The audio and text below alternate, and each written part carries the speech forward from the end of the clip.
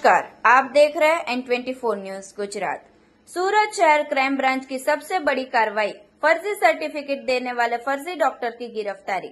सूरत में शहर crime branch ने एक बड़ी कार्रवाई करते हुए फर्जी सर्टिफिकेट देने वाला एक फर्जी डॉक्टर को गिरफ्तार किया है। इस डॉक्टर ने करोड़ों रुपए के ड्रग्स केस के आरोपी को फर्जी मेडिकल सर्टिफिकेट प्रदान किया था ताकि वह जमानत प्राप्त कर सके। यह मामला तब सामने आया जब आरोपी आदिल नूरी ने हाईकोर्ट में फर्जी मेडिकल सर्टिफिकेट के आधार पर जमानत के लिए अर्जी दी। हाईकोर्ट ने इस सर्टिफिकेट पर संदेह जताया और मामले की जांच शुरू की। जांच के दौरान यह पता चला कि आरोपी ने कई अन्य मामलों में भी फर्जी सर्टिफिकेट का इस्तेमाल किया था।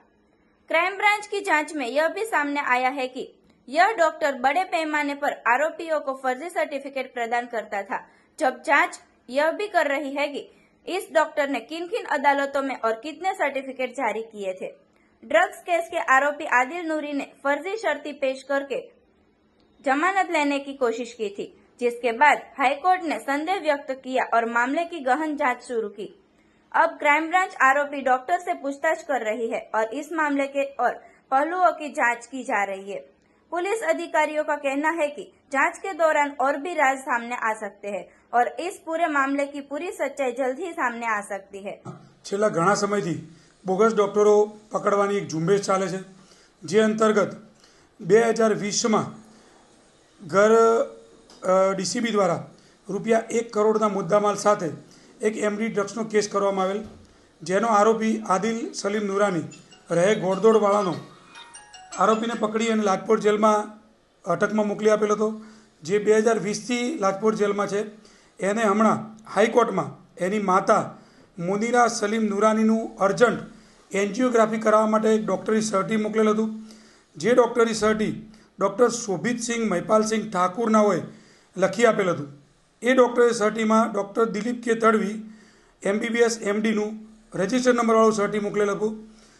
આ સર્ટી અને હાઈકોર્ટમાં જામીન માટે મૂકતા એની તપાસ કરવા માટે હાઈકોર્ટે અમને સૂચન કરેલ, જેની તપાસ કરતાં એવું જાણવા મળેલ ડૉક્ટર દિલીપ તડવીનો સંપર્ક કર્યો। દિલીપ તડવીએ આ સર્ટી બનાવી આપેલ નથી, તો સુબોધસિંહનો સંપર્ક કરતાં સુબોધસિંહ પાસેથી એની પૂછપરછ કરતાં એવું જાણવા મળ્યું કે આ સુબોધસિંહે દિલીપની ખોટા સહી સિક્કાવાળી બનાવટી સહીઓ બનાવી અને આ સર્ટી આદિલ નુરાનીને આપેલ, જે અંતર્ગત આજ રોજ ક્રાઇમ બ્રાન્ચમાં ગુનો દાખલ કરી અને ડૉક્ટર શોભિતસિંહ મહિપાલસિંહ ઠાકુર, જે ખોટી ડિગ્રી ધરાવે છે, પોતે ડૉક્ટર નથી, જેની પાંડેસરાના તેરેનામ ચોકડીથી Krishna general and trauma hospital ચલાવતો હતો, એની આજરોજ ધરપકડ કરવામાં આવેલ છે। સર, આ ડૉક્ટર અગાઉ પકડાયો છે, કોઈ ગુનાહિત ઇતિહાસ છે ખરો? આ ડૉક્ટર અગાઉ કોઈ જગ્યાએ પકડાયેલ નથી, પરંતુ આ ડૉક્ટરના હવે રિમાન્ડ લેવામાં આવશે અને એ રિમાન્ડ દરમિયાન એને અગાઉ આવી રીતે કેટલા આરોપીઓને ખોટા સર્ટિફિકેટ આપી અને મદદ કરી છે અને કોણ કોણ આમાં સંડોવાયેલું છે, જેની વિગતવારની તપાસ કરવામાં આવશે। સાહેબ, હવે ખોટા સર્ટિફિકેટ મૂકાય છે તો આદિલના વિરુદ્ધમાં કઈ રીતે કાર્યવાહી થશે અને ડૉક્ટરના વિરુદ્ધમાં કઈ રીતે થશે?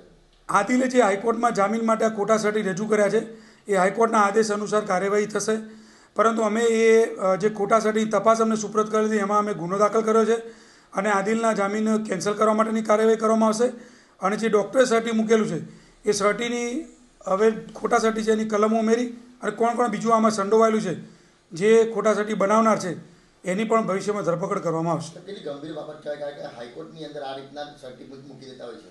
આ ખૂબ જ ગંભીર બાબત છે કે જે ખોટા સર્ટી મૂકી અને હાઈકોર્ટને ગેરમાર્ગે દોરવાનો અને પોલીસને ગેરમાર્ગે દોરવાનો જે ગુનો એમને આચર્યો છે, એટલા માટે ક્રાઇમ બ્રાન્ચમાં અત્યારે ગુનો દાખલ કરવામાં આવેલ છે અને આગળની તપાસ ચાલુ કરવામાં આવી છે। અગાઉ કોઈને આને પ્રાથમિક તપાસમાં આવી રીતે સર્ટી આપીને જામીન અપાઈ દીધે એવું બનાવ બને સામે? એ આરોપીને અત્યારે અટક કર્યો છે, એના રિમાન્ડ દરમિયાન આ બધી હકીકત ખુલવામાં આવશે, જે આપને અગાઉ જાણ કરવામાં આવશે। આદિલ જે જેલમાં છે એના જે સગાવાલાઓ જે ઓફિશિયલ મળવા જતા હોય છે, જામીન માટે દરેક માણસ પ્રયત્ન કરતો હોય છે, પણ આ એને એની માનું અર્જન્ટ એન્જિયોગ્રાફી કરાવવાનું છે એવું ખોટું સર્ટી ડૉક્ટર પાસેથી મેળવી અને જામીનનો પ્રયત્ન કરેલો, જે બિલકુલ ખોટો સાબિત થયો છે।